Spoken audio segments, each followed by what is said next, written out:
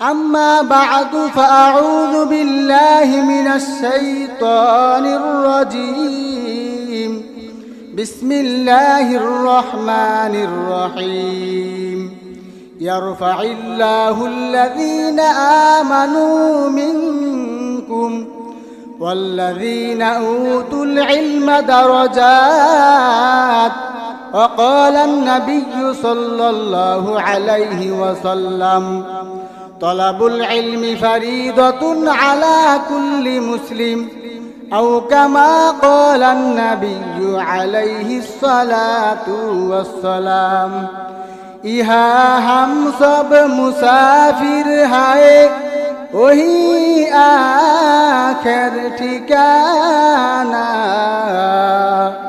कोई आगे रवाना है कोई पीछे रवाना।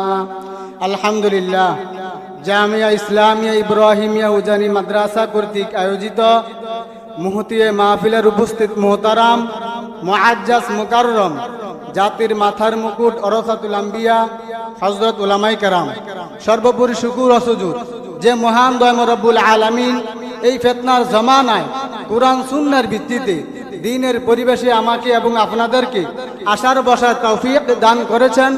এজন্য দয়াময় রব্বুল আলামিনের দরবারে সকলেই কালিমাতুশ শুকর আদায় করি আলহামদুলিল্লাহ। সংক্ষিপ্ত আকারে কথা বলবো ইলমের ফজিলত ও আলেমের মর্যাদা সম্পর্কে। আল ইলম, ইলম শব্দটি ওয়াহিদ, তার জমা হচ্ছে উলুম, এটি বাবে সামিয়ার মাসদার।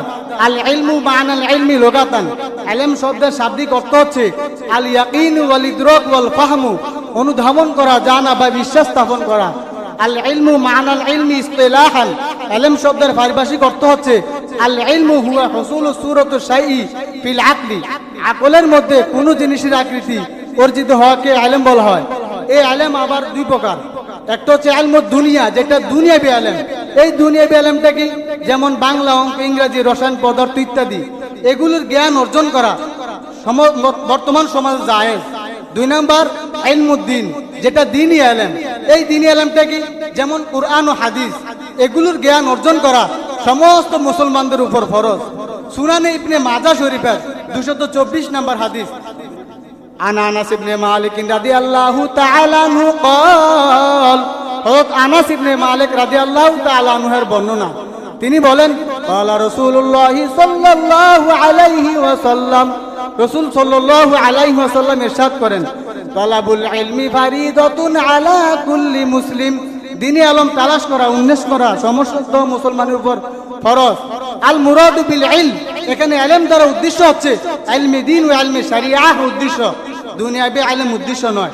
তো দোয়া চাই এই জামিয়া সকল উস্তাদের জন্য দোয়া চাই, বিশেষ করে আপনারা আমার জন্য দোয়া করবেন, আল্লাহ তাআলা যেন আমাকে দ্বীনের খাদিম হিসেবে কবুল করেন। ওয়া আখিরু দাওয়ানা আনিল হামদুলিল্লাহি রাব্বিল আলামিন।